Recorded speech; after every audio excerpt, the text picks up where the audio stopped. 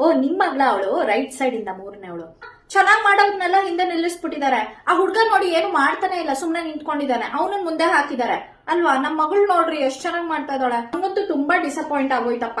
ಅಷ್ಟು ಚೆನ್ನಾಗ್ ಮಾಡೋ ಮಗುನ ಹಿಂದೆ ನಿಲ್ಸಿದಾರೆ ಇವರು. ಹೈಟು ಕಡಿಮೆ ಇದ್ದಾಳೆ, ಮುಂದೆ ನಿಲ್ಸದಲ್ವಾ ಅವಳನ್ನ. ಇಲ್ಲಪ್ಪ ಈ ಸತಿ ಪೇರೆಂಟ್ ಟೀಚರ್ಸ್ ಮೀಟಿಂಗ್ ಅಲ್ಲಿ ಮಾತಾಡ್ತೀನಿ ನಾನು, ಅವಳನ್ನ ಮುಂದೆ ನಿಲ್ಲಿಸ್ಬೇಕಾಗಿತ್ತು ಅಂತ.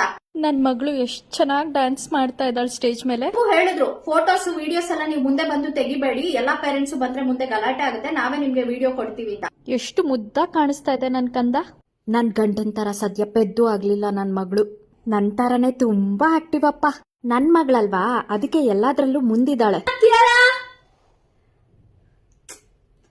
ಏನು ಬರ್ತಿಲ್ಲ, ತುಂಬಾ ದೂರ ನಿಲ್ಲಿಸ್ಬಿಟ್ಟಿದಾರಪ್ಪ. ಆಗಿಲ್ಲ, ನೀವು ಫಸ್ಟ್ ಹೋಗಿ ವಿಡಿಯೋ ಮಾಡಿ, ಡ್ಯಾನ್ಸ್ ಮುಗ್ದೋಗ್ಬಿಡುತ್ತೆ. ಆಮೇಲೆ ನಾನ್ ಮ್ಯಾಮ್ ಹತ್ರ ಆಮೇಲೆ ಮಾತಾಡ್ತೀನಿ ಕಣ್ರಿ. ಹಿಂದೆ ನಿಲ್ಸಿದಾರೆ, ಏನು ಕಾಣಿಸ್ತಾನೆ ಇಲ್ಲ. ಫಸ್ಟ್ ಹೋಗಿ ವಿಡಿಯೋ ಮಾಡಿ. ಅಯ್ಯೋ, ಕಿಯಾರಾ ಪಕ್ಕ ನಿಂತಿರೋ ಆ ಹುಡ್ಗ ನೋಡ್ರಿ, ಅಳ್ತಾನೆ ಇದ್ದಾನೆ ಸ್ಟಾರ್ಟಿಂಗ್ ಇಂದ. ಅದೇ ನಮ್ ಕಿಯಾರಾ ಚೆನ್ನಾಗ್ ಮಾಡಿದ್ಲಪ್ಪ.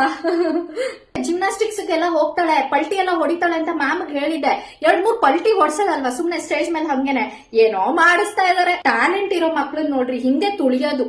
ಸದ್ಯ ಪುಣ್ಯಕ್ಕೆ ಐಟಮ್ ನಂಬರ್ ಮಾಡಿಸಿಲ್ಲ ಸ್ಟೇಜ್ ಮೇಲೆ. ಸ್ಕೂಲ್ ಡೇ ದಿನ ಅದೇನೇನೋ ಇನ್ಸ್ಟಾಗ್ರಾಮ್ ಅಲ್ಲಿ ತೋರಿಸ್ತಾರಲ್ವಾ, ಐಟಮ್ ಸಾಂಗ್ ಅಂತೆ ಏನೇನೋ ಹಾಡುಗಳಿಗೆ ಡ್ಯಾನ್ಸ್ ಮಾಡಿಸೋದು. ಪರವಾಗಿಲ್ಲ, ಒಂದ್ ರೇಂಜ್ ಮಾಡಿಸಿದಾರೆ ರೀ. ಹೋಗ್ತಾ ಹಂಗೆ ಹೋಟ್ಲಲ್ಲಿ ಊಟ ಮಾಡ್ಕೊಂಡು ಹೊಟ್ಟೋಗ್ಬಿಡೋಣ. ಎಷ್ಟ್ ಚೆನ್ನಾಗಿ ಡ್ಯಾನ್ಸ್ ಮಾಡಿದಾಳೆ. ಒಂದ್ ಐಸ್ ಕ್ರೀಮ್ ಕೊಡ್ಸೋಣ ಪಾಪ.